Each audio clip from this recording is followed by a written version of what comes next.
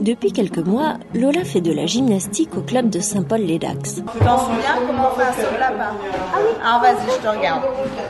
Lola a voulu faire un sport, donc elle a choisi en premier lieu barre fixe barre parallèle, ce qui n'est pas simple. Mais bon, on n'a pas dit non, on a essayé, on a monté un projet. Et puis Lola, depuis le mois de décembre, ne fait que progresser. Dans le groupe, elle est super bien incluse malgré son handicap auditif et visuel. Plus ses troubles d'équilibre, c'est pas simple, mais elle se donne à fond dedans et elle y est bien. Donc c'est que du bonheur pour elle. Elle attend que ça le jeudi d'aller en sport. Les pieds serrés, avec le sourire. Il y a des organismes pour ça, des gens compétents, et il faut toujours leur ouvrir toutes les portes, même si ça paraît insurmontable. L'enfant nous prouve bien que c'est pas insurmontable finalement. Lola, tu es fatiguée? Un peu. On s'arrête? On continue? Jusqu'à 10h ce soir? On dort ici? Ok, il y a plein de matelas. Ah, c'est une blague. La loi de 2005 pour l'égalité des droits et des chances, la participation et la citoyenneté des personnes handicapées a renforcé leur accès aux droits fondamentaux que sont notamment la culture et les loisirs. Pour faciliter l'accueil des enfants en situation de handicap sur les temps de loisirs dans des structures non spécialisées, une cellule départementale a été montée dans les Landes en 2004. Une initiative complétée en 2012 par le dispositif Loisirs pour tous, animé par l'association d'éducation populaire Jeunesse au plein air. Depuis 1936, cette confédération regroupe les organisations laïques de vacances et de loisirs éducatifs, comme les Francas, la Ligue de l'enseignement, les pupilles de l'enseignement public et les CMEA. La JPA est très impliquée sur la question du handicap. Fin 2013, plus de 100 structures et organismes de vacances et de loisirs non spécialisés ont signé sa charte handicap et loisirs. La loi de 2005, normalement, oblige l'ensemble des acteurs à favoriser l'intégration des enfants handicapés aussi bien dans l'école que dans les structures d'accueil.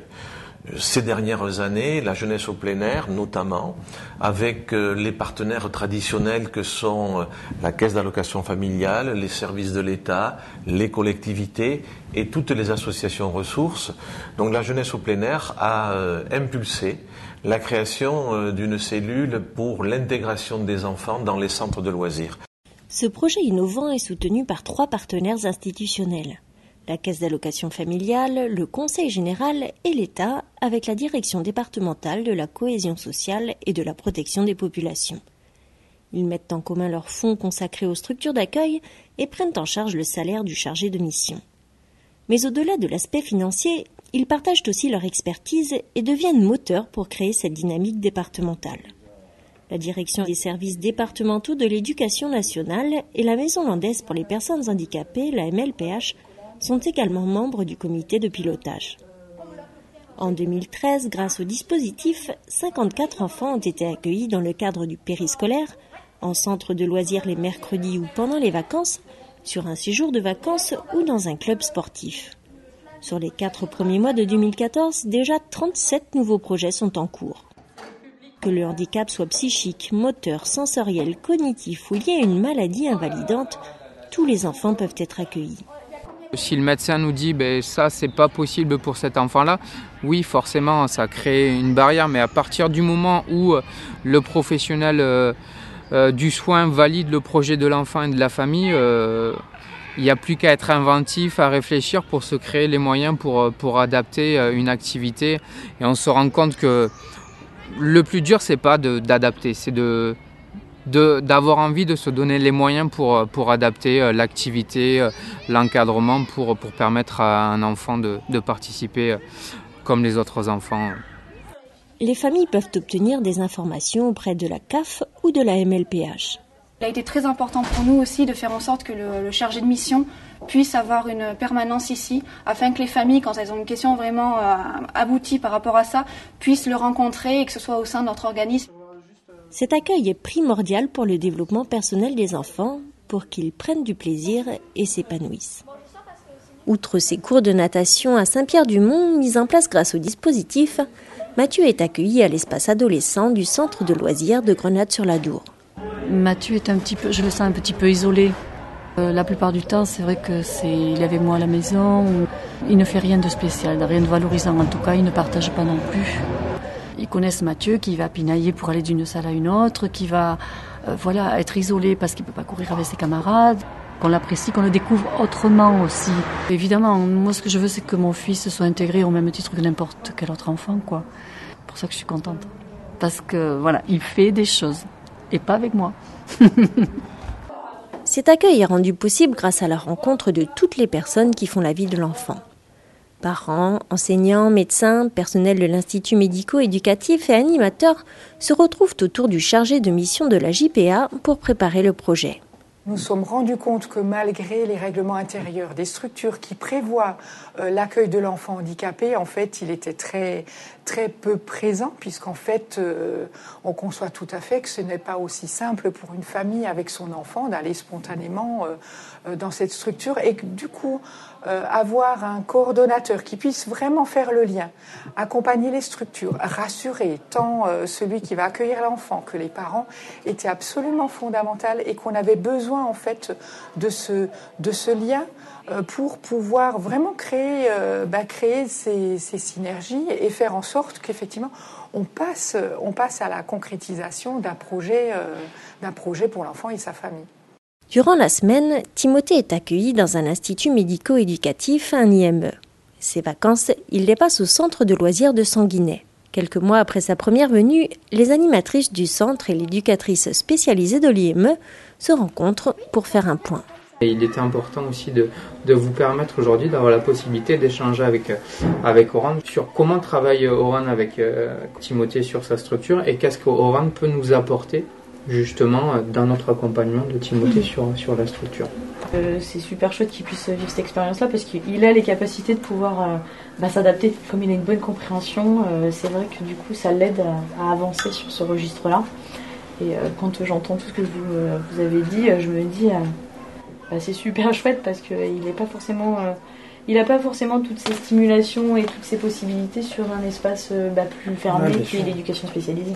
Personnellement, ça apporte énormément. Puis de se rendre compte qu'on est capable aussi et ça permet de moins avoir peur du handicap. D'avoir réussi à dépasser la peur du handicap parce qu'il y est, quoi qu'il arrive, de ne pas savoir faire comme il faut, de ne pas arriver à gérer. Au final, on se rend compte que ces enfants, malgré le handicap, peu importe les handicaps qu'ils ont, ils sont quand même comme les autres enfants. Afin de préparer au mieux l'intégration des enfants en situation de handicap, une sensibilisation à la différence peut être programmée sur les structures. Au début, je stressais énormément parce que j'avais peur qu'il se moque de lui, tout ça. Et en fait, c'est vrai que la structure a très bien préparé les enfants. Il a été accueilli super bien.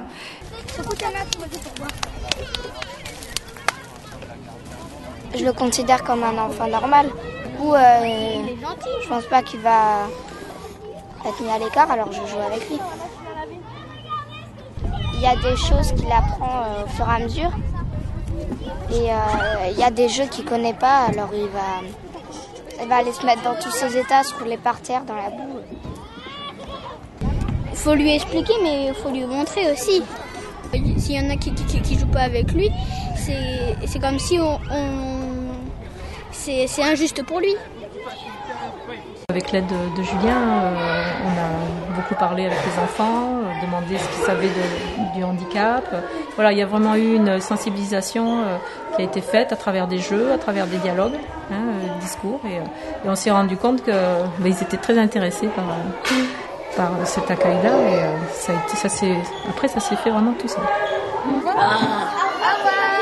Les enfants à qui on explique d'abord et puis à qui on donne les occasions de faire ensemble avec des enfants différents s'enrichissent. On est là dans le domaine de la diversité. Il ne s'agit pas de couleur de peau, il ne s'agit pas de mode de pensée, il s'agit d'une autre différence. La tolérance va y gagner. Je crois que en s'appuyant sur des principes de laïcité, la société va s'enrichir aussi. Et là, on est sur des fondamentaux qui permettent à tout le monde d'être gagnant. Dans certains cas, après l'évaluation des besoins de l'enfant lors des réunions avec les référents, un renforcement ponctuel peut être décidé. Pour aider Morgane à pratiquer le ski lors d'un séjour de vacances, une professeure particulière a ainsi été financée par la cellule. On est sur le tapis, on fait la statue. Hein. Oui. On bouge plus. Hein. Si on bouge, on tombe. Tu t'en rappelles de ça? Je suis tombée sur les fesses, moi. Non, pas là-dessus. Hein. Faut pas tomber. Hein. Non. Là-dessus, tu restes debout. Hein. Oui. Bon. Ah oui, j'adore. J'adore tout ça. J'ai fait du ski, j'ai fait des patins à glace. Gran, tu dois t'arrêter toute seule. Voilà. C'est très bien ça. À Pouille-de-Sceaux, Loane est accueillie sur les temps d'activité périscolaire. On va commencer par découper les étoiles et vous mettez votre nom au dos. L'auxiliaire de vie scolaire qui le suit à l'école l'accompagne pour intervenir en cas de besoin. Cette initiative est prise en charge par la commune et bénéficie d'une aide financière du dispositif. Mais bien souvent, pour la moitié des enfants accueillis, ce besoin ne se fait pas sentir. À Mont-de-Marsan, Arwen passe ses mercredis au centre de loisirs. C'est pas toujours le cas d'avoir à renforcer les équipes. D'abord parce que ce n'est pas le même fonctionnement qu'à l'école. À l'école, il apprend, il a parfois besoin de quelqu'un pour l'aider à écrire, pour l'aider à lui expliquer peut-être des petites choses qu'il n'a pas eu le temps de comprendre. Au centre de loisirs, on est sur du temps de loisir, on est sur du plaisir. C'est un temps comme à la famille, sauf que c'est du temps collectif. Il n'y a pas toujours besoin de spécialistes. Il suffit parfois d'aménager, d'adapter, de prévoir des jeux, des sorties avec des outils qui sont très particuliers. Le premier jour, du coup, on avait dit, ben voilà, Arwen, elle n'entend pas, donc il faut lui taper sur l'épaule et lui dire, lui faire des signes pour qu'elle comprenne, etc. Voilà, les enfants, au début, je n'y allais pas trop forcément. Et puis il y a une petite, elle savait pas. Et du coup, elle lui disait quelque chose dans le dos, et puis elle disait, mais alors, j'entendais dans la salle. Et en fait, du coup, elle a compris d'elle-même que elle entendait pas bien ou qu'il y avait quelque chose, donc elle lui disait, ça. Et du coup, Arwen, elle a joué avec. Et en fait, on s'est dit, même sans le dire, quoi, les enfants, ils savent s'adapter. Outre la mise en place d'accueil, ce dispositif permet de faire de la sensibilisation auprès des animateurs des centres de loisirs, comme à Grenade-sur-la-Dour, où le chargé de mission a été sollicité pour intervenir. C'est important pour moi de pouvoir discuter avec vous de ce que vous entendez, vous, par l'accueil d'un enfant en situation de handicap. Le but, c'est vraiment de débattre, de discuter, de se positionner.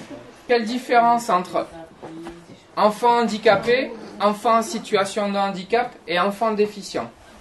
Certains types de handicap sont plus faciles ou plus difficiles à accueillir au centre de loisirs. Qu'est-ce que vous en pensez? Et la cinquième, c'est un enfant en situation de handicap qui n'est pas du tout dans la relation avec les autres, qui ne joue pas ou très peu. Est-ce qu'il a sa place au centre de loisirs?